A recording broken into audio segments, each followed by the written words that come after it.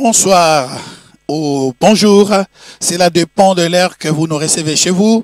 Et nous voici encore une fois dans cette émission 70 minutes pour la transformation, pour ta transformation et pour ma transformation. Car moi aussi, je fais partie de ces processus. Je ne suis pas ici comme un expert qui vous parle et qui n'a pas besoin de ça. Tout ce qui sort de ma bouche, la première personne qui en a besoin, c'est moi-même. Oh, que Dieu vous bénisse, vous tous qui êtes connectés maintenant dans cette télévision chemin de l'éternel que nous bénissons. Nous bénissons en passant notre frère Da Silva et notre sœur Mimicha, qui Dieu a utilisé pour commencer cette œuvre. Et nous bénissons aussi toutes les télévisions chrétiennes qui œuvrent pour la propagation de la parole de Dieu. Que Dieu vous bénisse parce que vous faites un travail exceptionnel. Peu importe, partout vous pouvez nous recevoir, que ce soit au travers de Facebook, au travers de Twitter, je ne sais pas où, par quel moyen. Mais l'essentiel que lorsque vous nous recevez, que Dieu puisse vous bénir. Oh, que Dieu soit glorifié. Nous allons prier. Seigneur notre Dieu, notre Père, merci pour ce temps merveilleux que tu nous accordes. Merci pour cette grâce que nous avons de parler de toi. Mais surtout, merci pour cette grâce de pouvoir compter sur la puissance, Seigneur, qui est en toi pour notre transformation. Nous croyons que cela est possible et nous voulons vivre une vie qui, de jour en jour, soit une vie de succès. De jour en jour, qui soit une vie de progression, de prospérité, de santé, de gloire en gloire et de succès en succès. Et cela est possible. Gloire te soit rendue, cher Saint-Esprit. Rends-moi capable par ton onction, une onction spéciale, une onction au-dedans de moi, une onction sur moi, pour pouvoir être à la mesure de partager cette parole et que ma soeur, mon frère puisse en bénéficier et que ce monsieur, Seigneur, puisse en bénéficier. Et je proclame au nom de Jésus, cela est possible aujourd'hui, qu'une transformation radicale puisse se faire dans la vie de mon frère et de ma soeur. Maintenant, au nom de Jésus, je déclare que le ciel est ouvert et je le crois pour ta transformation et pour la transformation de quiconque tu aimes, que tu peux partager cette parole. Que Dieu soit glorifié. Merci d'être là. Nous sommes dans la continuité de notre émission. 70 minutes pour la transformation. Alléluia. Aujourd'hui, je vais commencer des enseignements qui vont peut-être couvrir tous ces mois, Dieu voulant, couvrir tous ces mois, et que nous allons avoir un paquet de 12 dimensions, un paquet de 12 étapes, un paquet de 12 escaliers, un paquet de 12 degrés pour une transformation radicale. Et je crois que cela est possible. Je disais tantôt, et je continuerai à dire cette phrase, peut-être vous allez être fatigué à m'entendre répéter, ou je me fais répéter, cela ne fait pas du mal, que la transformation, c'est le domaine de Dieu. Oui, la vraie transformation, c'est le domaine de Dieu. C'est Dieu qui, notre Dieu, le Dieu d'Abraham, d'Isaac et de Jacob, le Dieu, le Père de notre Seigneur Jésus-Christ, c'est lui qui détient les clés pour ta transformation, pour que les choses impossibles deviennent possibles. C'est lui. Voilà pourquoi dans le Luc chapitre 1, verset 37-39, lorsque l'ange apparaît à Marie et dit que voilà, tu vas concevoir, tu vas avoir un fils et tu lui donneras le nom de Jésus, et Marie dira, mais comment cela va se passer parce que je ne connais point d'homme. Donc elle a accepté mais elle ne savait pas comment ça va se passer. L'ange ne te tourmente pas, le Saint-Esprit viendra sur toi, son ombre te couvrira, l'ombre du Saint-Esprit te couvrira, et voilà pourquoi l'enfant qui naîtra de toi sera appelé le Fils du Très-Haut. Gloire soit rendue à notre Dieu. Et voilà pourquoi verset 30, il dit que car ce qui est impossible aux hommes est possible à Dieu. La transformation qui est impossible aux hommes est possible à Dieu. Il y a ce que les hommes ne peuvent pas faire. Vous pouvez arrêter des personnes, les mettre en prison. Mais après l'avoir sorti, vous vous rendez compte, il fait encore plus, il commet encore des maîtres. Parce que vous avez arrêté la chair. Vous avez arrêté une personne, mais vous n'avez pas traité son âme. Voilà pourquoi la vraie transformation, c'est le seul bistouri de Dieu qui le fait, qui peut pénétrer, qui peut séparer l'esprit et l'âme. C'est le bistouri de Dieu qui peut séparer nos sentiments, qui peut juger nos sentiments. C'est le bistouri de Dieu qui est la parole puissante de l'Éternel, notre Dieu. C'est la parole de Dieu qui est cette bistouri que aucun bistouri d'aucun chirurgien peut opérer l'âme. Voilà, c'est ça. Parce que l'âme, c'est la personne. L'âme, c'est la personne. L'âme, c'est l'homme intérieur. C'est l'âme. Que Dieu soit béni. Alors, nous commençons, comme je disais tantôt, que c'est ce paquet de 12 dimensions, de 12 escaliers, de 12 degrés pour une transformation radicale. 12 dimensions, 12 degrés, 12 escaliers pour une transformation radicale de ma vie. Alors, vous savez, dans Genèse chapitre 1, verset 26, la Bible dit « Créons l'homme à notre image, qu'il soit à notre ressemblance. » Et Dieu a créé l'homme à son image et à sa ressemblance. Et la ressemblance de Dieu, son image, ça veut dire que lorsque Dieu veut se faire, regarde l'homme, il se voit lui-même, parce qu'il a créé l'homme à son image. Et nous-mêmes, nous pouvons voir Dieu à nous, parce qu'il nous a créé à son image et à sa ressemblance. Mais c'est pas ça de ce que je voulais parler. Je voulais parler qu'après avoir créé l'homme, il a placé dans l'homme 5 éléments très importants, 5 antennes, 5 radars par lesquels que l'homme qui est caché dans la peau, cette enveloppe que nous portons, l'homme qui est caché dans cette peau puisse avoir la communication du monde spirituel et la communication du monde physique. Au travers de l'homme intérieur, il peut avoir la communication, il peut avoir les contacts avec le monde physique et les contacts avec le monde spirituel. Et il a placé dans l'homme 5 sens. Alors laissez-moi vous dire, il y a des gens qui sont là en train de parler et pensent que les 5 sens sont placés dans la peau, dans le corps. Oui. Il y a certaines qui ne croient pas cela, et d'autres croient que ces 5 sens est dans l'homme intérieur. C'est l'homme intérieur qui commence à dire que c'est l'âme. Alors prenons l'âme, parce que c'est très important. Pourquoi nous prenons l'âme? Je peux prendre aussi l'âme, pourquoi? Parce que la chair, ce n'est que l'enveloppe. L'enveloppe qu'on a donnée, qu'on a revêtie, mais si l'enveloppe part, ça veut dire que tout meurt et tout reste néant. Il n'y a rien. Dans la chair, il n'y a rien. Ce qui donne la chair la valeur, c'est l'homme intérieur. L'homme intérieur, nous avons l'âme et l'esprit. L'âme et l'esprit, donc l'âme, notre âme, a ces 5 sens. Ces 5 sens qui, dans notre chair, nous pouvons les sentir. Voilà pourquoi ce que nous sentons maintenant, dans notre chair, nous allons les ressentir au-delà, dans la vie, soit au paradis, soit en enfer, donc dans la vie éternelle. Voilà pourquoi la Bible nous dit, si vous vous souvenez de l'histoire de Luc chapitre 16, où il y avait un riche et il y avait Lazare qui était atteint de l'ulcère depuis la tête jusqu'aux pieds. Il ne pouvait même pas s'asseoir ni dormir et cette ulcère l'a tué.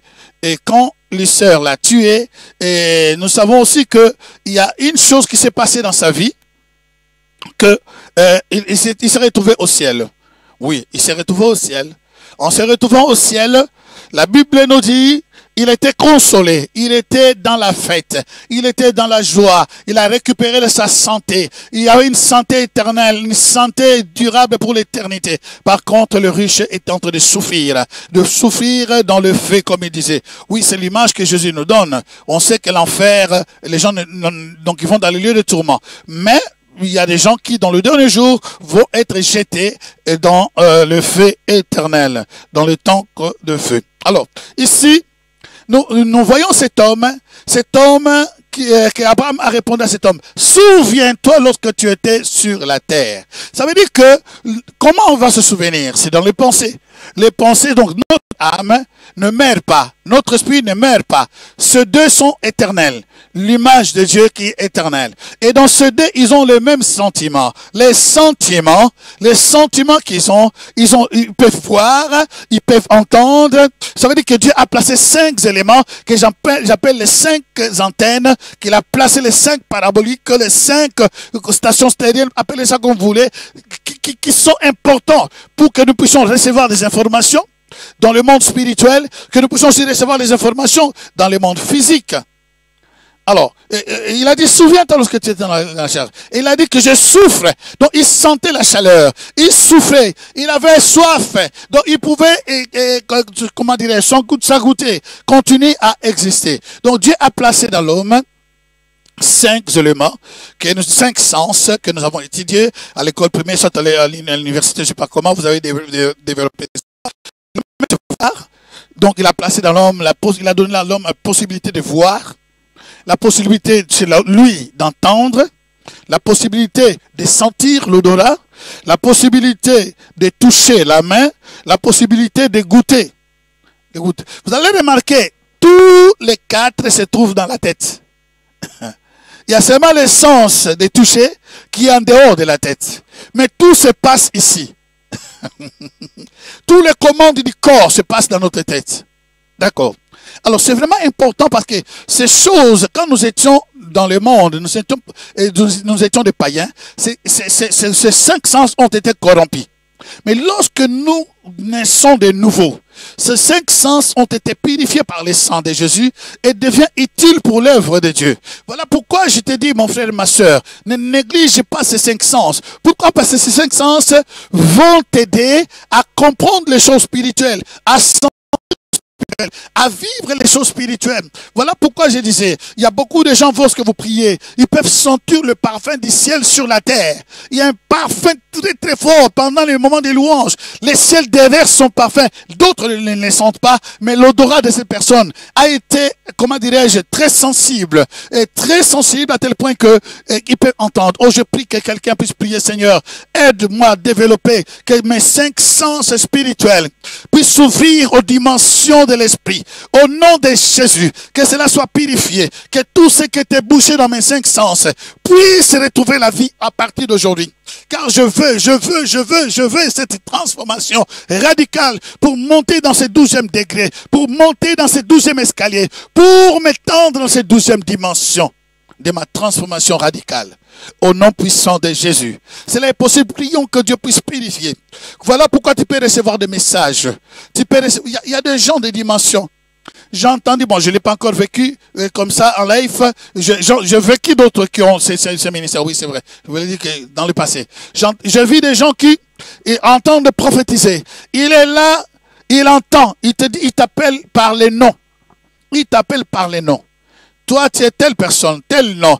Tu es né dans telle date, tant, il te donne, tu habites dans telle adresse. Comment parce que ce sens spirituel, ces 5 sens, à lui, ces 5 spirituels sont développés, sont ouverts à l'esprit et il peut écouter la voix de Dieu, il peut voir les dimensions, il peut lire. Oh, je me souviens d'un grand homme de Dieu.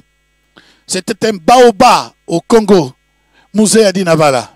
Lui, il pouvait parler avec toi comme ça. Lorsqu'il fixe les yeux, il peut commencer, il voit ton nom écrit sur le mur. Il ne fait que lire ton nom. Il dit, tu es telle personne. Oh, telle personne. Je me suis souvenu de ce témoignage que son serviteur Bolamba, Moya Bonende, avait donné. Que le jour où il était parti à Kinshasa, il est arrivé. Jésus l'a envoyé, le Seigneur l'a envoyé. Va rencontrer mon serviteur. Il est à Tchouapa, il ne connaissait pas, il venait de l'intérieur. Il arrive, il rentre juste au bureau. Il dit que au moment où j'ai rentré, je vois, au lieu de me regarder, le musée Adinabala était en train de regarder en haut. Et il lisait tout. Il lisait, tu t'appelles tel, Emmanuel Boyamba, Moya Bonende, tu viens de telle partie, c'est le Seigneur qui t'a envoyé. Tout. Pourquoi ses yeux spirituels se sont ouverts.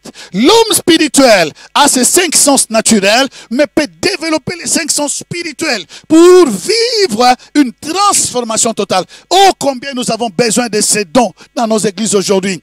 Combien nous avons besoin, combien tu as besoin même pour ta propre vie, pour ta famille, de voir les choses, d'entendre les choses. Oh, il y a des sœurs qui étaient à la maison, il entend la voix qui dit, attention, commence à prier pour ton mari. Il est dans tel endroit. Il y a un piège qui dit, prie pour ton mari. Parce qu'elle entendit, s'est mis à prier et Dieu a sauvé son mari ou a sauvé sa femme. Que Dieu soit glorifié. Donc ces 5 sens sont très importants. Ne négligeons pas les sens naturels, parce que il y a des dons naturels, mais il y a aussi des dons spirituels. Il y a des sens naturels, mais il y a aussi des sens spirituels. Nous parlons que notre sens spirituel et notre sens naturel puissent se développer à tel point que nous puissions être en connexion avec le don spirituel pour que nos yeux, nos oreilles, tout notre entendement dans l'homme spirituel puisse voir, puisse être connecté, puisse recevoir dans cette antenne toutes les informations du ciel et aussi être attentif aux informations terrestres. Parce que nous ne sommes pas encore allés au ciel, nous vivons encore sur la planète Terre. Je pense que vous avez remarqué, nous sommes encore sur la Terre. Donc nous avons encore besoin des choses. Alors, Donc c'est important que notre transformation arrive comment dirais-je, à monter jusqu'à ce 12e degré. Et c'est très, très, très, très important pour nous. Ce mois, je pense que nous allons partager ces 12 piliers, nous allons partager ces 12 dimensions, ces 12 escaliers, ces 12 pour notre transformation radicale.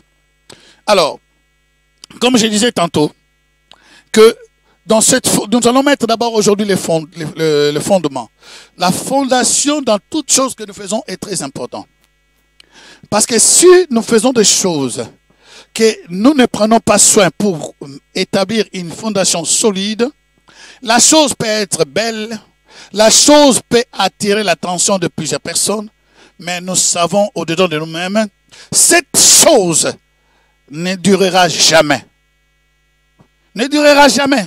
Parce que la fondation n'est pas solide. Comme elle n'est pas solide, lorsque la tempête viendra, elle s'écroulera. Voilà pourquoi le Seigneur Jésus-Christ dira, celui qui écoute ma parole, qui les met en pratique, il est comme celui qui bâtit sa maison sur le roc. La tempête viendra, mais la maison ne s'écroulera pas. Pourquoi? Elle est établie sur le roc, sur le rocher. Mais celui qui le bâtit sur la sable, c'est celui qui entend la parole de Dieu, qui écoute la parole de Dieu. Il écoute bien la parole de Dieu, mais il ne le met pas en pratique. Il oublie tout de suite. Il est comme celui qui bâtit sa maison sur les sables. Lorsque la tempête s'élèvera, quelle que soit la beauté de cette maison, quelle que soit la beauté de cette œuvre, cette maison s'écroulera. Mais pourquoi quand Jésus dira sa maison sur le rocher, quelle que soit la tempête, cette maison ne s'écroulera pas. De quoi il parle? Oh, souvenez-vous de Moïse.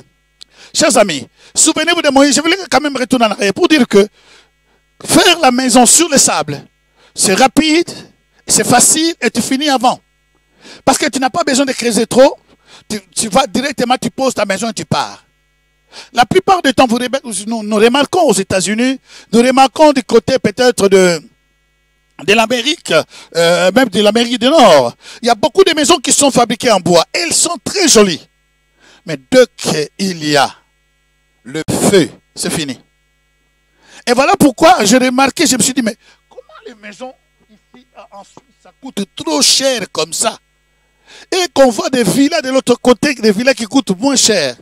Mais quand je me suis rendu compte une fois, j'étais au Canada, j'étais en train de voir comment la construction de ces maisons. Il y a beaucoup de parties de ces maisons-là. Elles sont belles, mais elles sont construites avec de bois. Très jolies. Mais laisse-moi vous dire, lorsque le feu embrase, c'est fini. Ça part tout. Lorsque la tempête vient. Et ici en Suisse, on trouve les maisons construites avec des briques. Briques. Donc, Mabaye, ça des briques. Ça veut dire que lorsque le feu vient, ça peut toucher les parties intérieures, les électricités, les choses pareilles. Mais la maison reste encore intacte. Alors, le Seigneur dira que celui qui bâtit sa maison sur le roc, quelle que soit la tempête, souvenez-vous de Moïse lorsqu'il est monté sur la montagne. Lorsque Dieu l'a ramené, il a dit, comment dirais-je, il est monté sur la montagne et la Bible dit, 7 jours, il est resté sur la montagne. Il n'a pas entendu la voix de Dieu. Ça, c'est la fondation d'une vie de chrétienté, d'une vie chrétienne stable. D'où on n'est pas, comment dirais-je, on n'est pas figé à courir derrière les prophéties de gauche à droite. Mais on attend le temps. Ça veut dire que Dieu parle. Imaginez-vous Moïse qui monte. Il a fait 7 jours. Dieu ne parlait pas. Si c'était toi et moi, qu'est-ce qu'on va dire? Ah, je suis arrivé à ce lieu ici. Dieu ne parle pas, je dois redescendre. 7 jours, après 7e jour, c'est alors que Dieu commence à parler. Donc la fondation est basée sur la patience. La fondation est basée sur les choses qui sont solides. Cette fondation, c'est basé sur Dieu lui-même. Alors il dira, à un certain moment, Moïse dit, Seigneur, fais-moi voir ta gloire. Le Seigneur dit, Moïse, il dit, fais-moi voir ta gloire. Moïse, on va la prendre dans le 12e escalier ou 12e dimension quand on va toucher. Il dit, écoute, personne ne peut voir ma face et vivre. Personne ne peut voir ma face et vivre. Mais Je te mettrai sur le creux du rocher. Oh oh. Je te mettrai sur le creux du rocher. Et quand je te couvrirai par ma main. Donc Moïse doit rentrer dans le creux. Dans le creux, et Dieu mettra sa main, couvrira sa main. Lorsque Dieu passera dessus, et Dieu va enlever sa main, Moïse le verra par le derrière. Qu'est-ce qui a fait que Moïse ne puisse pas mourir? Qu'est-ce qui a fait que Moïse puisse continuer à avoir la gloire de Dieu, même voir Dieu par le derrière?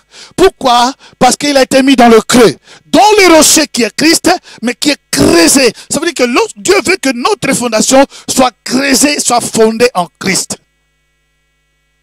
Alors, pour que la fondation soit creusée en Christ, il faut connaître Christ. Il faut connaître Christ dans toutes les dimensions. Il faut connaître qui il est. Qu'est-ce qu'il peut faire et qu'est-ce qu'il ne peut pas faire. Dans Jean chapitre 8, dans son verset 32, qu'est-ce qu'il dira? Il dit que vous connaîtrez la vérité. Il dit à tous ceux qui ont cru en lui, à tous les pharisiens, à tous les juifs qui ont cru en lui. Tous. Il a dit, si vous demeurez dans ma parole, vous connaîtrez la vérité et la vérité vous rendra libre. Vous connaîtrez la vérité. Le fondement, le premier escalier, la première dimension, il doit être fondé sur Christ. Doit être basé sur Christ. Christ doit être la fondation. Voilà pourquoi Paul dira que faites attention de tout ce que vous allez construire en bas. Parce que la fondation doit être Christ. Tu dois connaître Christ. Tu dois les connaître. Tu dois les connaître dans sa profondité, dans sa grandeur, dans sa largeur. Cela veut dire que tu dois commencer par naître de nouveau. Il y a des gens qui ne sont pas nés de nouveau, mais ils veulent vivre la transformation. Par la grâce de Dieu, Dieu peut te bénir de temps en temps. Mais nous parlons aux gens qui sont nés de nouveau. Nous parlons aux gens qui veulent, qui ne sont pas nés de nouveau, mais qui veulent accéder à cela. C'est impossible. Si tu n'as pas encore cru au Seigneur, tu peux le faire aujourd'hui. Tu peux faire de Jésus ton Seigneur et Sauveur. Tu peux faire de Jésus ton roi. Et à partir de ce moment, tu peux commencer à vivre tout ce que nous allons parler. Toute la transformation sera possible aussi pour toi. Sera possible. Il dit, vous connaîtrez la vérité vous rendra libre. Qu'est-ce qui nous rend libres? Qu'est-ce qui fait qu'il y ait une transformation du ténèbre à la lumière? Qu'est-ce qui fait qu'il y ait une transformation du paganisme au christianisme? Qu'est-ce qui fait qu'il y ait une transformation des choses impossibles aux choses possibles? Il dit, vous connaîtrez la vérité et la vérité vous rendra libre. Donc, vous pouvez dire que c'est la vérité qui nous rend libres, oui. Oui, en quelque sorte, c'est la vérité. Mais si vous regardez très bien ce verset, ce n'est pas la vérité qui nous rend libres. La connaissance de la vérité, c'est ça qui nous rend libres. Ce n'est pas la vérité. La vérité, elle est là. Qu'est-ce que la vérité? La parole de Dieu. Tout le monde connaît la parole de Dieu. Toutes les religieux connaissent la parole de Dieu. Ils lisent la parole de Dieu. Vous allez chez les marabouts, ils ont les paroles de Dieu. Vous allez chez les féticheurs, ils ont la parole de Dieu. Ils ont des Bibles. Vous allez chez les missions du monde, ils ont la parole de Dieu. Ils ont la Bible, mais ils n'ont pas la connaissance. Ce qui délivre une personne, ce n'est pas la parole de Dieu. C'est la connaissance de la vérité. Connaître la vérité. Or, la vérité n'est pas seulement l'écriture. La vérité, c'est une personne. Et la Bible déclare, au commencement était la parole. La parole était avec Dieu. La parole était Dieu. Et cette parole, tout ce qui a été fait, c'est dans Jean chapitre 1, a été fait par cette parole. Et tout a été créé par lui et pour lui. Cette parole était la lumière, c'était la lumière de Jean. Elle est venue dans le monde, mais les gens ont refusé cette parole. Et cette parole, à qui, la Bible dit, donc quiconque reçoit cette parole, quiconque accepte, reçoit et qui croit à cette parole, qui reçoit cette parole, pardon, quiconque reçoit cette parole devient enfant de Dieu. Donc pour devenir enfant de Dieu, pour être sauvé, il faut commencer par recevoir. Dans les temps de Jésus, on pouvait dire recevoir, parce que Jésus était vivant. Corporellement, il vivait sur la terre. Mais vous allez remarquer, ce verbe a été changé. Après la résurrection, on ne parle plus dans la Bible de recevoir Jésus. On dit de croire en Jésus. Lorsqu'il était vivant, on dit de recevoir Jésus. Mais quand Jésus est monté au ciel, on ne peut plus le recevoir charnellement. C'est le Saint-Esprit. Voilà pour dire, reçois le Saint-Esprit parce qu'il est sur la planète Terre. Reçois le Saint-Esprit parce qu'on pouvait le vivre, parce qu'il est là. Mais Jésus, donc ce verbe ne plus collé sur Jésus, mais après sa résurrection, ce verbe appartient maintenant au Saint-Esprit. Recevez le Saint-Esprit. Mais on dit, crois au Seigneur Jésus, tu seras sauvé, toi et ta famille. Mais recevez le Saint-Esprit. Ici, nous avons ce problème. Nous avons ce problème parce que c'est la connaissance de la vérité. Il dit dans le même chapitre 1 de Jean, il dit que cette parole s'est faite chair. Voilà pourquoi tu peux connaître la parole de Dieu et ne pas être libre, et ne pas être transformé. Pourquoi? Parce que tu as connu les Écritures, mais tu n'as pas connu la vérité. Cette vérité, c'est une personne. Elle s'appelle Jésus de Nazareth. Oh, alléluia. Cette vérité a un nom. Cette vérité a un nom. Oh, alléluia. Sa parole s'est faite chair. Cette chair habitait parmi nous. Oh, il habitait parmi nous. Jésus, c'est lui qui est la parole de Dieu. Donc vous pouvez, ce n'est pas la vérité qui rend libre, non. C'est la connaissance de la vérité. Connaissance que cette parole que je lis n'est pas seulement les Écritures. Sinon, ça restera seulement des poèmes, de poésie, ça restera seulement, comment dirais-je, des choses qui peuvent faire joli bon à l'oreille, mais qui n'a pas de vie. Mais lorsque tu lis les Écritures et tu connais celui qui a parlé, lui et sa parole sont un, alors il devient une réalité dans ta vie. C'est là où tu seras affranchi. Parce qu'il n'est pas seulement une parole, mais il saute de l'Écriture, il quitte la Bible, il vient habiter au-dedans de toi. Gloire à Dieu. Voilà, nous commençons par le premier point. Le premier point, donc dans le premier escalier, première dimension, le premier degré pour notre transformation radicale, que nous allons dire, nous avons un paquet de 12 escaliers, un paquet de 12 dimensions, un paquet de 12 escaliers que nous sommes en train de parler pour notre transformation radicale, c'est important. Mais nous allons commencer par ces fondements. Ces fondations doivent être solides, doivent être solides, doivent être solides, doivent être solides. Oui. Il faut connaître Jésus en long et en large. C'est lui qui est la base de ta transformation. Oh, je me souviens. Je me souviens combien les gens m'ont donné des semaines. Le jour où je reçus Jésus. Le jour où je me suis converti, je dirais. On m'a dit, oh, toi, on te connaît. Dans 2 semaines, tu vas retourner. Ces 2 semaines ont déjà passé plus de 22 ans. Déjà passé plus de 23 ans, pardon. Déjà passé. Oh, chers amis. Déjà passé. Parce que quand tu rencontres l'homme de Galilée, quand tu les rencontres vraiment, ta transformation devient radicale. Les gens qui ne croyaient pas, ils vont dire avec les yeux ouverts, grandement ouverts, non.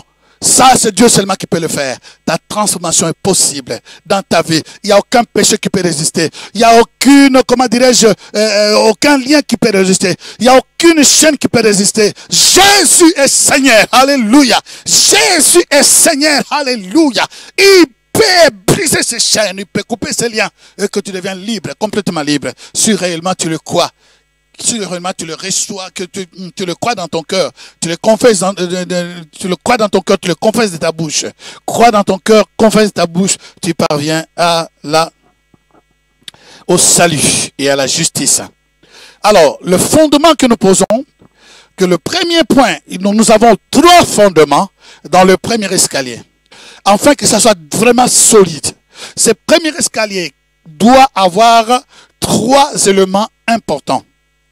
Dans ces 5 dimensions, je dirais 3 éléments, mais vous pouvez mettre même 5, parce que ces 5 dimensions, je dirais même ces 5 dimensions sont importantes. Ces 5 dimensions que je parle sont importantes dans comment dirais-je, dans ce premier escalier. Les 5 sens dont nous parlons doivent former une base solide pour nous aider, afin que nous formons une base solide. Mais nous parlons aujourd'hui de 3 dimensions, des 3 éléments dans ce premier escalier, dans cette première dimension, dans ce premier degré de la transformation radicale pour notre vie.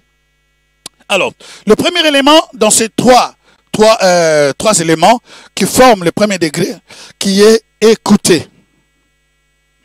Écoutez, chers amis. Écoutez. Les problèmes que nous avons, si nous n'écoutons pas, c'est là où les choses se passent. C'est Ésaïe qui nous dit, très tôt le matin, l'Esprit de Dieu nous donne les oreilles, nous aide à avoir les oreilles des disciples. Les oreilles des disciples, les oreilles qui écoutent comme les disciples. Une langue exercée. Ouais, les oreilles, ça fait partie des 5 sens. La langue, ça fait partie des 5 sens. Les oreilles Ah, dans Ésaïe, lisons un peu dans Ésaïe chapitre 1. Il y a beaucoup de trucs qu'on peut lire. Hein. Mais j'ai pris Ésaïe parce que j'aime beaucoup, qu'il a déclaré des choses qui sont vraiment, qui ont bouleversé le monde, qui était sujet même des sondages de beaucoup de prophètes. Lorsqu'il dira, la Vierge sera enceinte, cela a mené la folie, a mené le trouble. Ésaïe chapitre 1, il dit, prophétie d'Ésaïe, fils d'Amon, sur Juda et Jérusalem. Sur Juda et Jérusalem. Au temps d'Osias, on parle du roi d'Osias, au temps de Jotam, au temps d'Akaz, au temps d'Ézéchias. Un seul prophète, mais qui a passé 4 générations, 4 rois. Le roi de Juda. Alors il dit ceci, cieux, écoutez, terre, prête l'oreille, car l'Éternel parle. Cieux, écoutez, terre, prête l'oreille, car l'Éternel parle. J'aimerais même te dire, mon frère et ma soeur, tout ce que Dieu a créé ont des oreilles. Tous les éléments que Dieu a créés ont des oreilles et écoutent la voix de l'Éternel. La Bible dit dans les temps de Moïse, il y avait un groupe de gens, de Corée, d'Abiram, tous ces gens-là qui se sont révoltés. Parlons qui sont de Corée qui aiment bien connu. Qui se sont révoltés contre Moïse. Moïse a déclaré que la terre s'ouvre et puisse engloutir Corée et sa maison, tout ce qui lui appartient. La terre a écouté, s'est ouvert à sa bouche. La terre a ouvert sa bouche et englouti Corée. La terre a des oreilles pour écouter Dieu.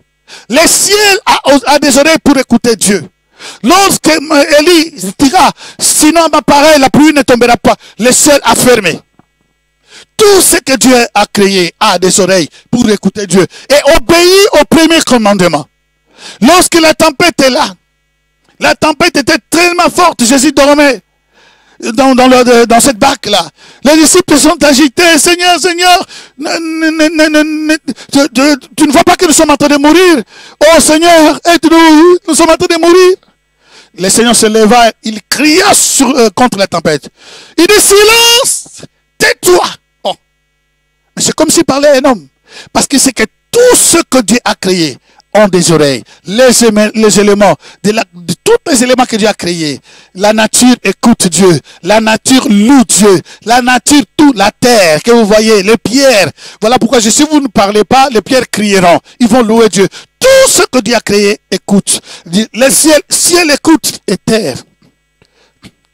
Prête bien ton oreille. Le verset, toujours 2b, dit, j'ai nourri et élevé les enfants, mais ils se sont révoltés contre moi. Le bœuf connaît son possesseur, et l'âne la crèche de son maître. Israël ne connaît rien. Après tant de miracles, des siècles et des siècles, après tant de choses extraordinaires, mais jusqu'au temps d'Isaïe, alors qu'ils sont déjà dans la terre promise, Israël ne connaissait pas son Dieu. Ne connaissait pas son Dieu. Mon peuple n'a pas d'intelligence. Et il dit au verset, je saute, au verset 10, écoutez la parole de l'Éternel, chef de Sodome, prête l'oreille à la loi de notre Dieu, peuple de Gomorrhe. Je vais rapidement, lisez tout ensemble, parce qu'à cause du temps, je vais courir. Si on risque au moins de couvrir les 3 éléments pour ce premier, ça nous fera du bien. Alors, le verset 18, il dit ceci. Venez et plaidons, dit l'Éternel. Si vos péchés sont comme les cramoisis, ils deviendront blancs comme la neige. S'ils sont rouges comme la pourpre, ils deviendront comme la laine. Si vous avez de la bonne volonté, et si vous êtes docile, vous mangerez la meilleure production du pays. Mais si vous résistez, et si vous êtes rebelles, vous serez dévorés par les glaives. Car la bouche de l'Éternel a parlé. La bouche de l'Éternel a parlé.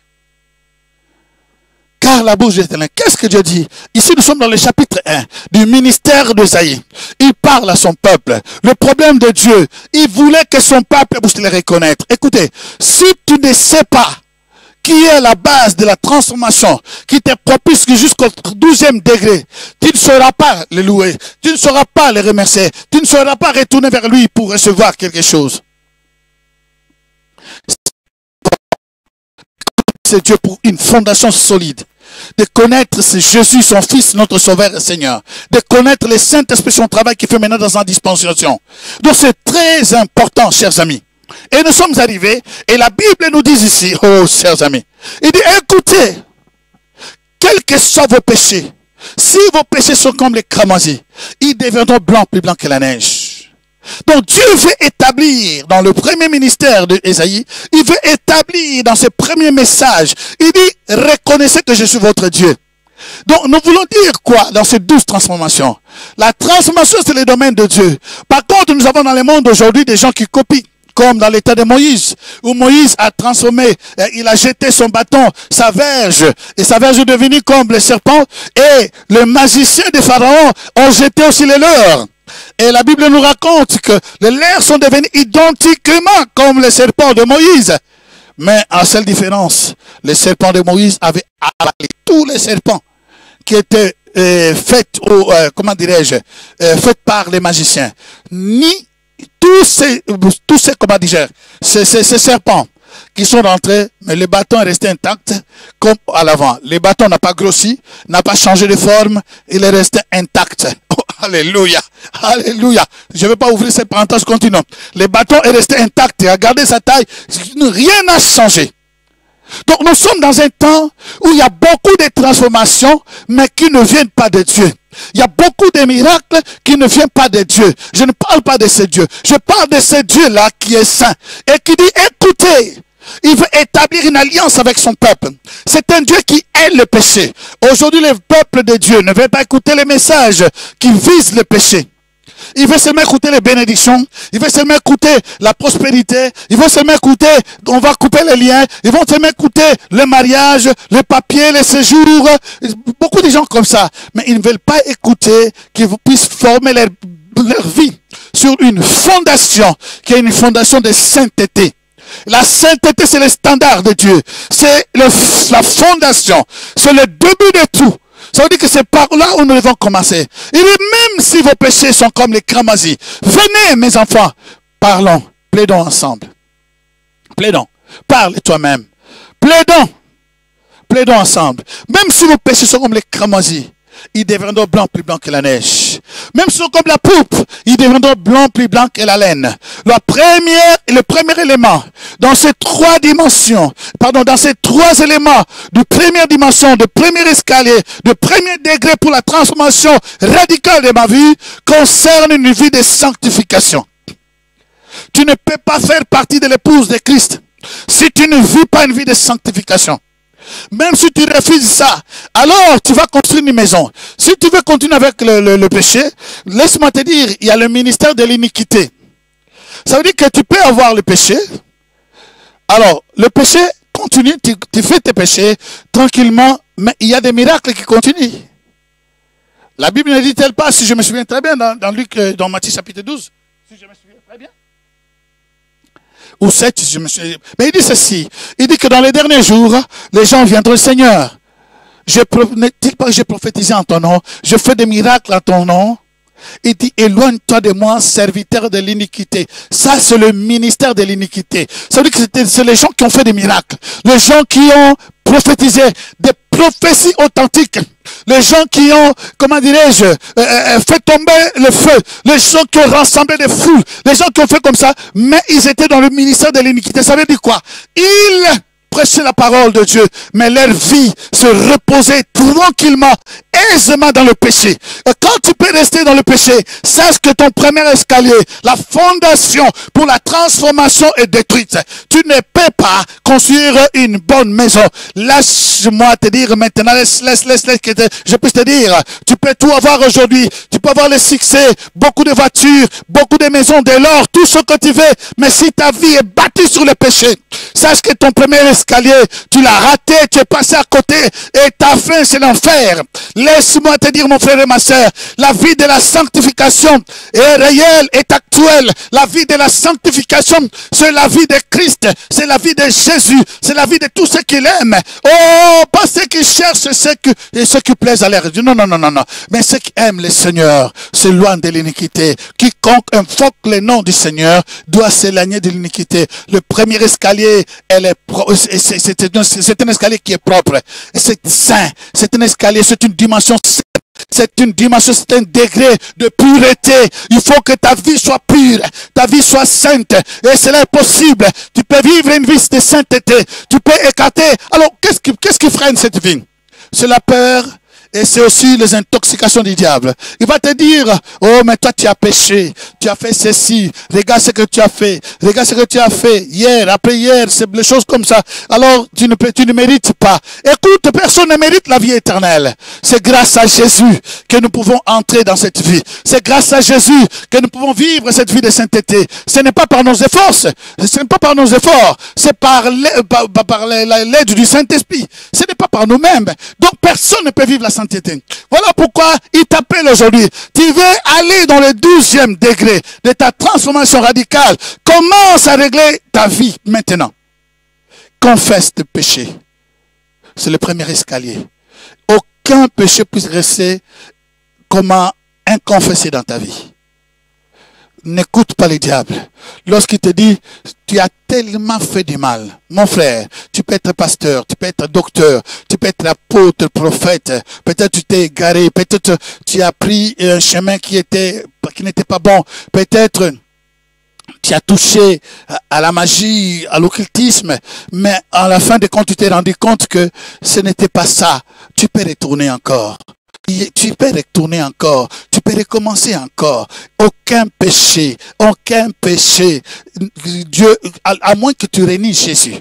Si tu réunis Jésus-Christ dans ta vie, ah là, ça devient une autre chose. Mais si tu ne l'as pas encore renié, si tu ne l'as pas renié, mais à cause de la foule, à cause peut-être d'être pressé d'une façon ou d'une autre, tu es tombé pour faire des choses comme les autres et tu es tombé dans un piège. Dans ce piège-là, aujourd'hui, je te dis, même si vos péchés semblent cramoisis, retournez à moi, plaidons ensemble. Aujourd'hui, le sang de Jésus peut te couvrir, te purifier, te laver, te rendre pur et tu vas retourner encore dans les champs missionnaires, mais avec une puissance plus comme, donc pas comme avant, mais encore pire, parce que tu seras très utilisé.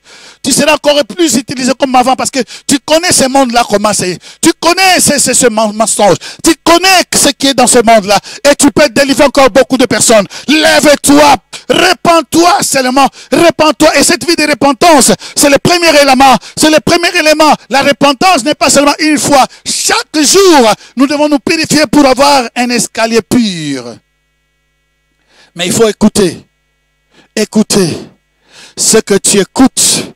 Si tu écoutes réellement la voix de Dieu qui te dit répands-toi. Si tu écoutes la voix de Dieu qui t'appelle mon fils, ne fais pas ça. Si tu écoutes, en tout cas aujourd'hui, quand je vais attraper cette sœur, quand je vais attraper cet homme, je lui dirai 4 mots et qu'il ne va plus jamais oublier dans sa vie. Mais lorsque tu te lèves, il y a une voix qui te dit, mon fils, ma fille, ne dis rien à propos. Oh, alléluia. Combien de fois, chers amis, moi qui vous parle, oh, qui était tombé dans certaines faiblesses, je me suis dit, Seigneur, je ne peux plus, en tout cas maintenant je vais me justifier. On a tant parlé de moi, de ces choses qui n'est pas réelles, qui n'est pas juste. Je voulais me justifier. Je me suis presque énervé. Je dis, non, maintenant il faut que tout le monde sache la vérité. Mais le matin, je me lève, l'esprit me dit, non, laisse. Tu peux te justifier devant ces personnes. Mais ces choses-là est partie déjà dans le monde entier. Vous savez, pour les papiers de mauvaises nouvelles, les gens sont plus rapides. Mais pour dire des bonnes nouvelles, les gens ne disent pas vraiment rapidement. Non, non. Non. Quand il y a une guérison comme ça, ils les cachent. Mais quand l'église a des problèmes, tout le monde, même les païens en parlent. Quand il y a des problèmes, tout le monde en parle, même les païens. Mais quand il y a des récites, c'est très peu de personnes qui en parlent. C'est toujours comme ça. Donc ça ne vaut pas la peine de te justifier. Écoute la parole de Dieu. Écoute la parole de Dieu. Écoute ce que Dieu te dit. Mon fils, ma fille, ne te venge pas. Ne te venge pas. Laissez-les faire. Laissez-les dire. Laissez-les critiquer. Ne te venge pas. Mais que ma vengeance puisse intervenir au nom de Jésus. Gloire à Dieu. Donc il faut écouter. Écoutez, écoutez, c'est très important. C'est parmi les 5 antennes que Dieu a mis dans l'homme. Développe ça, cela va t'aider. Oh, écoute, parce que plus tu écoutes Dieu, tu le connais. Tu vas connaître. Voilà pourquoi il dit que même les ânes connaissent leur maître. Comment? Quand le maître de l'âne l'appelle, il va reconnaître la voix de son maître. Voilà pourquoi Jésus dira dans Jean chapitre 10, mes brebis écoutent ma voix. Écoutez la voix du maître. Mes brebis écoutent ma voix. Il n'écoutera pas la voix de mercenaires. Parce que il faut t'habituer à écouter la voix du Seigneur au travers de la parole, au travers de la méditation, la lecture, au travers les études, au travers les prédications. Écoute! Passe beaucoup de temps à écouter la parole de Dieu dans l'internet. Mais il ne faut pas passer le temps d'écouter n'importe quoi. Ça, c'est le premier élément. Dans cette première dimension, degré de transformation radicale. Écoutez. Les 2 éléments qui forment cette fondation solide, se voir. Lorsque tu écoutes, connecté avec voir, c'est quelque chose qui amène le succès dans la vie. Dans le psaume 101, versets 1 à 3, il est écrit ceci. Je vais aller, si vous avez votre Bible, vous pouvez les prendre.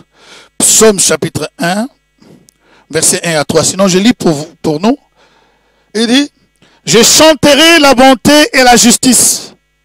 C'est à toi, Éternel, que je chanterai.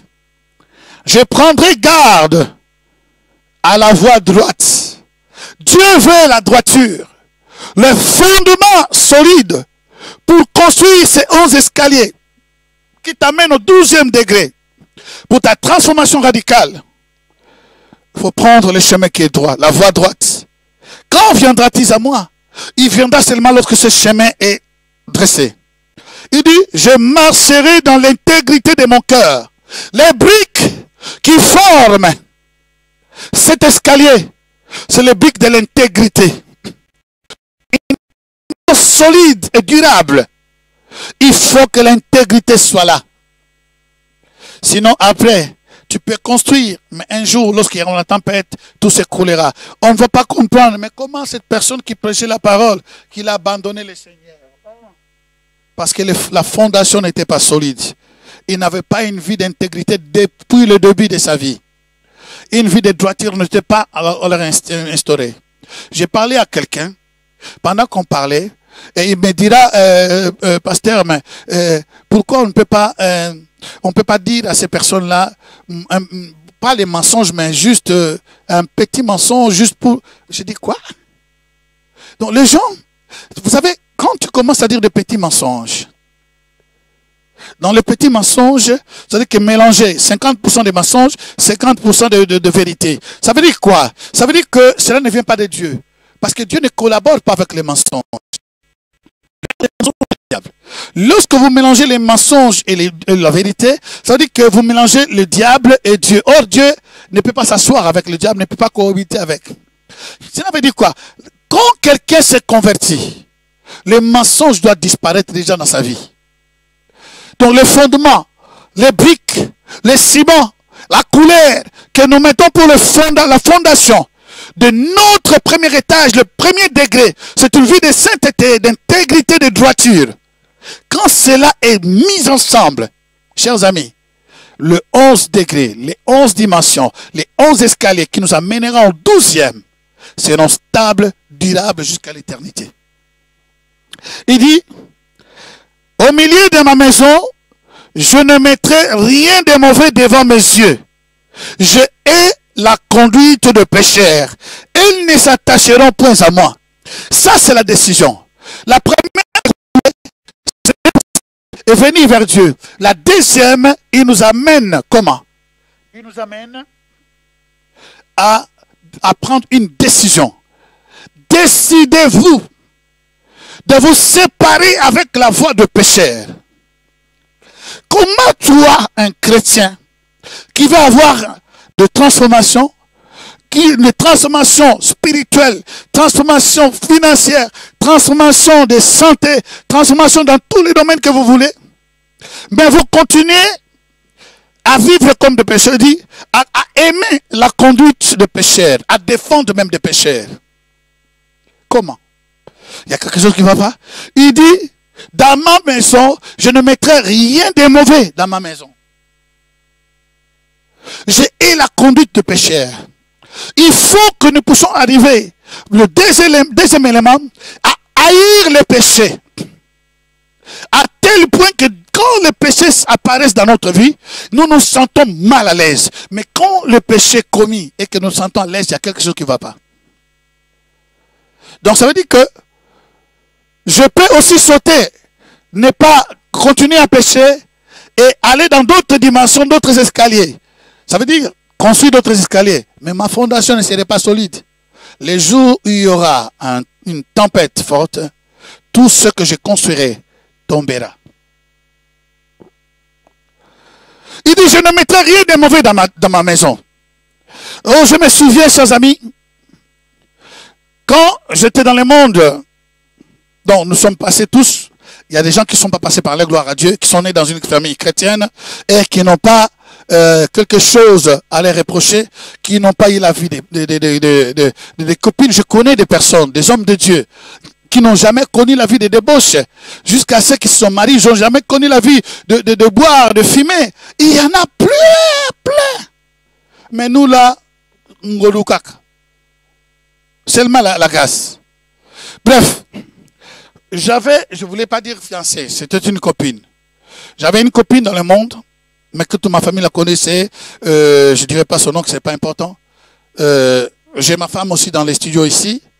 Dans ce studio Chemin de l'Éternel qui me fait l'assistance.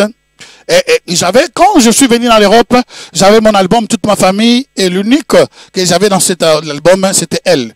Donc ça veut dire que j'avais cancellé avant de venir en Europe, j'avais cancellé tous les autres.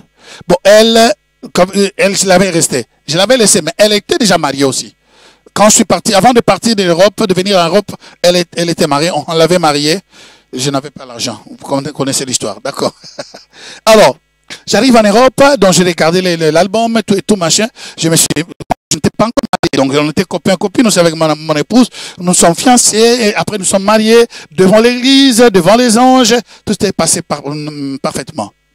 Et un jour, j'étais encore à Paris. Un jour, il y avait deux frères qui sont venus me rendre visite et j'ai fait sortir mon album. J'ai rencontré l'histoire de la famille. On me posait la question, ça c'est la famille, comme ça. Et on est arrivé jusque là où il y avait cette copine, non, ex-copine. Je regardais, ça c'est mon ex. Donc pour moi, c'était tellement normal. Personne ne m'avait prêché que quand j'étais marié, je devais enlever ça. Personne. Donc il y a beaucoup de choses dans le Seigneur que j'ai appris. Ce n'est qu'à la grâce de Dieu. Sur ma peau, moi-même. Alors, quand la nuit je suis parti dormir, le matin j'entends une voix qui me dit, il faut enlever, arracher toutes ces photos. Tu es déjà marié. Elle aussi, elle est déjà mariée. Et tu n'as pas besoin de cette photo. Oh! Sans que personne me prêche. Je n'avais pas entendu ces choses de délivrance des portes, non. Mais le Saint-Esprit m'a parlé. Et j'avais été convaincu à l'instant. J'ai compris que ce n'est pas bon. Effectivement, quand je regardais cette photo, il y avait des images, il y avait des histoires qui passaient dans ma tête. Tu le sais très bien, ma sœur, mon frère. Toi qui es là, surtout en parlant de nos sœurs. Tu es marié, mais la photo de ton premier copain, surtout la première personne qui t'a connu, Donc qui a ce qu'on appelle le lien de l'âme qui s'est établi avec toi et cette personne-là, que tu n'arrives pas à oublier, parce que tu connais cette personne. Alors tu as gardé la photo de cette personne. Au moins pour les personnes qui ont été violées, n'arrivent pas à regarder ça parce que ça les révolutionne. Ça fait du mal, ils ne veulent pas regarder ça. Mais ceux qui étaient à leur aise et qui ont connu cet homme-là, ils ont gardé les photos dans leur maison. Et ce n'est pas étonnant que tu aies encore des maris de nuit qui te persécutent. Ce n'est pas étonnant que tu aies encore des femmes de nuit qui te persécutent. Parce que tu as encore les photos. Tu as gardé dans ta maison des choses qui ne sont pas bonnes. Et il y a d'autres choses qui étaient parties chez les marabouts, chez les féticheurs. On les a donné des trucs parce que ce sont des choses qui coûtaient très cher. Et ces personnes ne voulaient pas enlever ça. Ils ne veulent pas jeter ces choses. Donc c'est quoi? Ils disent que je ne veux pas faire ceci parce que c'est là et c'est là. Non, non, non, non, non, non, non, non, écoute. Il faut jeter ça. Pourquoi toutes ces choses que tu as prises ou les choses que tu as volées, tu sais que c'était du vol. Ne les faut pas garder. Ce sont des points de contact. Ce sont des ouvertures qui freinent ta transformation, qui bloquent ta délivrance. Il faut te débarrasser de ça.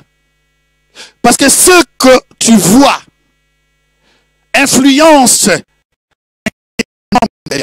Voilà pourquoi Dieu, avant de bénir Moïse, il parlait à Moïse, ne comprenait pas. Il a dit à Moïse, regarde, regarde au ciel. Regarde si tu peux compter les étoiles. Comme ceci sera tes enfants, tes progénitures, tes arrières enfants. Regarde si tu peux compter les tables qui est au bord de la mer. Comme ça, ce seraient tes enfants et tes descendants. Il voulait que Moïse puisse voir.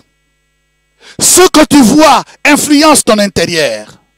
Il y a des gens qui sont en train de voir, ils sont des chrétiens, mais ils sont en train de voir n'importe quel film.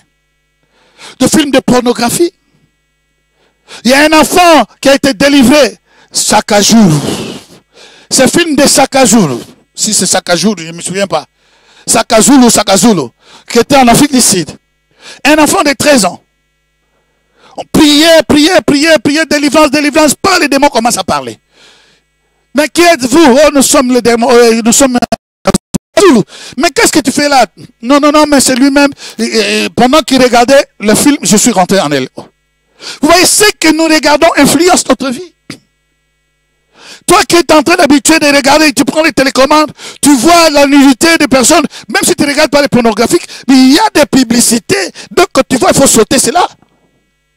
Et surtout nous qui avons, écoutez, il y a cette boîte Orao que nous avons pris, il y a beaucoup de chaînes chrétiennes. Beaucoup de chaînes chrétiennes, Kazarema, Emmanuel TV, il y a La Vérité TV, il y a Jeboli, il y a les micros du pasteur, je ne sais pas comment il s'appelle, Bobo. Il y a beaucoup de chaînes chrétiennes que tu peux être béni. Pourquoi tu ne peux pas connecter là-bas? Parce que ce que tu vois influence ta vie. Influencera ta vie. Mais attention même avec cette même boîte. Parce qu'il y a peut-être, beaucoup de chaînes congolaises. Je dirais par exemple, si, je ne sais pas, et soyez prudents. Parce que si vous regardez, vous connaissez ce que je suis en train de dire. Les danses là, ça peut vous rester dans la tête incroyable. Voilà pourquoi moi j'ai choisi des chaînes. Je sais quoi regarder. Il y a des choses que tu ne peux pas regarder parce que ça suit ta pensée. Ça influence ta vie. Et petit à petit, le diable est en train de s'aimer. Demain, quand tu vas tomber, tu ne vas pas comprendre parce que c'est commencé par ce que tu vois. Donc, tu es parent, tu laisses tes enfants voir n'importe quoi. Cela n'est pas juste, ce n'est pas normal. Il faut que tu surveilles, toi et tes enfants. Comment tu peux passer toute la journée regarder la télé et ce que tu regardes va influencer ta vie. Si tu regardes les choses, regarde la louange, regarde les chaînes chrétiennes qui influencent, qui édifient ta vie, ce que tu vois va influencer ta vie. Écoutez ce que la Bible dit. Nous allons aller dans Jean chapitre 3. Vous allez voir. Jean chapitre 3, qu'est-ce qu'il nous dit? Nous connaissons ce chapitre, le verset 16. On dit que le verset 16, tout le monde connaît sa mémoire. Qu'est-ce qu'il nous dit le verset 16? Car Dieu a tant aimé le monde qu'il a donné son Fils unique, afin que quiconque croit en lui ne périsse point, mais qu'il ait la vie éternelle. Dieu, en effet, n'a pas envoyé son Fils dans le monde pour qu'il juge le monde, mais pour que le monde soit sauvé par lui. Celui qui croit en lui n'est point jugé, mais celui qui ne croit pas est déjà jugé, parce qu'il n'a pas crié au Fils, au nom du Fils unique de Dieu. Ce jugement, c'est que la lumière est envenue dans le monde. Et vous connaissez la suite à cause du temps, parce que nous sommes arrivés presque à la fin. Il faut que j'aille vite pour finir, ne fût-ce que le troisième élément, sinon ce ne serait pas bon. Alors, ces chapitres, nous les connaissons à mémoire, surtout les versets 16. Mais nous oublions, c'était la conversation entre, comment dirais-je, Nicodème et Jésus. Et comment c'est commencé? Le verset. Mais il y eut un homme d'entre les pharisiens nommé Nicodème, un chef des Juifs, qui vint, lui, auprès de Jésus de nuit, et lui dit, Rabbi, nous savons que tu es un docteur venu de Dieu, car personne ne peut faire ce miracle que tu fais si Dieu n'est avec lui. Personne ne peut faire ce miracle si Dieu n'est avec lui. Jésus lui répondit, en vérité, je te le dis, si un homme ne naît de nouveau, il ne peut voir. Donc voilà pourquoi je disais, c'était important la nouvelle naissance. Tu ne peux pas voir le royaume. Il y a deux choses. Si tu ne nais pas de nouveau, tu ne peux pas voir le royaume. Il dit, et si tu ne nais pas, tu ne nais pas d'eau et d'esprit, tu ne peux pas entrer. Il y a voir et entrer. Pour entrer, il faut d'abord voir. Et qu'est-ce qui se passe dans cette histoire? La Bible nous dit, Nicodème a vu le miracle. Qu'est-ce qui a poussé Nicodème d'aller vers Jésus? Le miracle qu'il a vu. La puissance qui s'est déclenchée. Ce qu'il a vu a impacté sa vie, a influencé sa vie. Il dit non. Un homme ne peut pas faire ça. Voilà, il a été touché par ce qu'il a vu. La vie est très importante. Ce que tu vois est très important. Ne laisse pas tes yeux de voir n'importe quoi. Ne laisse pas tes yeux de voir n'importe quoi. Parce que ce que tu vois, tes yeux sont les fenêtres de ton âme. Ce que tu vois va influencer en négativité ou en positivité. Continue à voir des choses, des miracles, va influencer ta vie à croire au miracle. Continue à voir, à entendre des témoignages, va influencer ta vie à croire que c'est possible pour ta vie. Au nom de Jésus, la transformation pour la base, les fondements du premier degré, de première dimension, de cet élément, de deuxième élément de cette première fondation est important. Et la Bible dit, lorsqu'il a vu, voilà pourquoi, s'il est venu vers Jésus parce qu'il a vu. Mais Jésus l'a dit, pour voir, pour rentrer, il faut naître de l'eau et de l'esprit. Ça, on en parlera. Quand la vie de Nicodème n'était plus la même. Lorsqu'il est venu vers Jésus, il a vu Jésus et il parlait avec Jésus. Maintenant, non seulement qu'il voyait, mais il écoutait Jésus face à face. Les choses que d'autres personnes n'ont pas écoutées, mais lui, il écoute. Il dit, mais comment? Il me dit des choses que je dois naître de nouveau. Mais est-ce que je dois retourner encore dans les seins de ma mère? Mais il a connu, il a écouté la parole de Dieu qui a révolutionné sa vie. À partir de cette nuit, Nicodème a été transformé. Nicodème a été transformé. Nicodème a crié au Seigneur. Nicodème est sorti dans les ténèbres. Lui qui avait peur des gens, il est sorti. La Bible nous dit, nous pouvons le voir dans Jean chapitre 19, versets 38 à 42. Après cela, ici nous sommes sur la croix.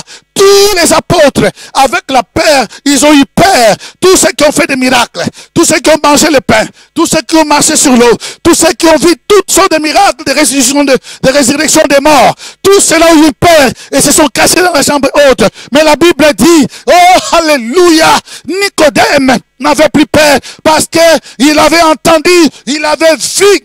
Il avait écouté Jésus, il avait vu les miracles, cela a influencé sa vie, il n'a plus peur, sa vie a été transformée, révolutionnée, radicalement transformée. La Bible dit, après ces choses, c'est là Joseph d'Arimathée, qui était disciple de Jésus, mais en secret, par crainte de Juifs, demande à Pilate la permission de prendre le corps de Jésus.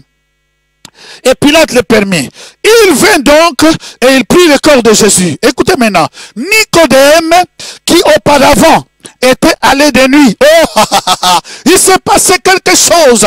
La transformation radicale. Il s'est passé quelque chose. Nicodème qui auparavant, avec la peur, auparavant, il vient vers Jésus, vers la nuit. Oh, qui était... Maintenant, il vient en pleine journée. Oh, c'était vers 15 heures. Il n'a plus peur. Sa vie a été transformée parce qu'il a vu, il a entendu. Il n'était plus le même. Il n'était plus le même. Et la Bible dit, il vint aussi apportant un mélange d'environ 100 livres de myrrhe et d'aloès. Ça veut dire 30 kilos de myrrhe. 30 kilos. Bon, le sac, il y a ciment. Oh, il y a ça. Le sac de ciment, 30 kilos de myrrhe et d'aloès. Écoutez, chers amis, la Bible dit que ce n'était pas en bas, c'était sur la montagne. Il devait prendre ces 30 kilos. Il devait prendre ces 30 kilos. Je vais vous parler de ces 30 après. Je vous parlerai de ces 30 après. Il prend ces 30 kilos. Il monte la montagne avec le poids. Mais il savait, il montait pour son maître qui a transformé sa vie. Il n'a plus peur. Il est venu pendant le jour transformé par ce qu'il a vu, transformé par ce qu'il a entendu. C'est impossible pour toi. Il a pris, apportant un mélange d'environ 100 livres. Il prit donc le corps de Jésus, l'enveloppait de bandes avec des adamanthes, comme c'est la coutume d'ensevelir chez les Juifs. Or, il y avait là un jardin, dans le lieu où Jésus avait été crucifié, dans le jardin des sépulcres neuf, où personne encore n'avait été mis. C'est là qu'ils déposèrent Jésus. Oh, chers amis, oh Nicodème, la transformation de celui qui était peureux, la transformation de celui qui vivait la nuit, maintenant il apparaît, parce qu'il a entendu, il a vu, sa vie a été changée. Le deuxième élément. Troisième élément, je ne vais pas m'entendre beaucoup. Il dit ceci, le troisième élément, c'est obéir. Obéir. Lorsque vous avez trois éléments, écouter, voir et obéir, vous avez un fondement solide. À cause du temps, obéir, je vais juste donner. Obéir, c'est quelque chose qui est très important. Je vais juste donner un témoignage. Et si possible, nous allons continuer après.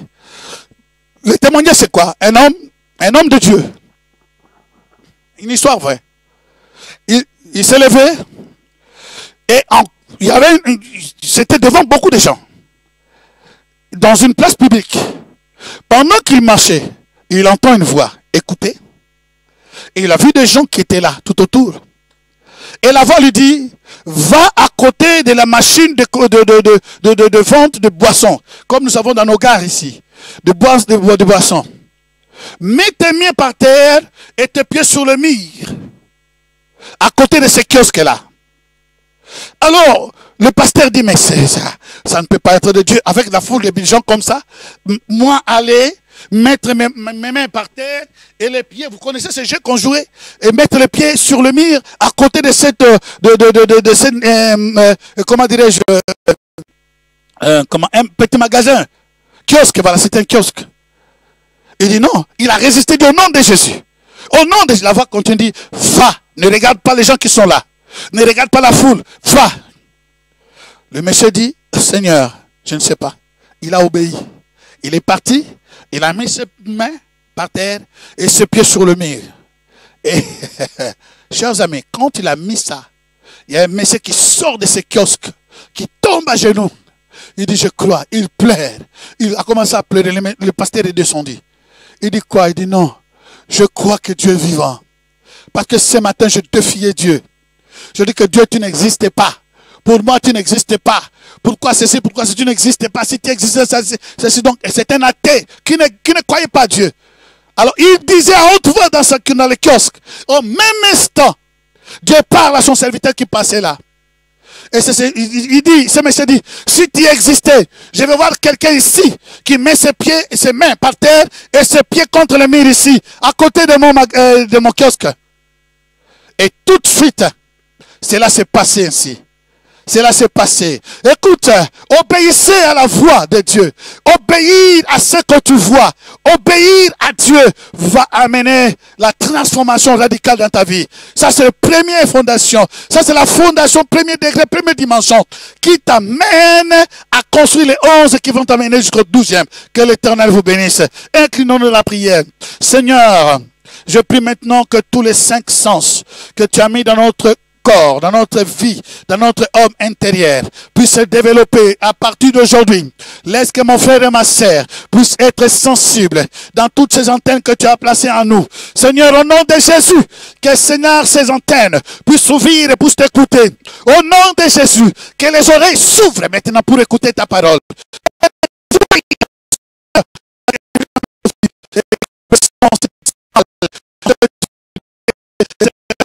prier, Seigneur, pour la transformation radicale. Je déclare qu'au travers de cela, la transformation de ma sœur est radicale est possible aujourd'hui au nom de Jésus.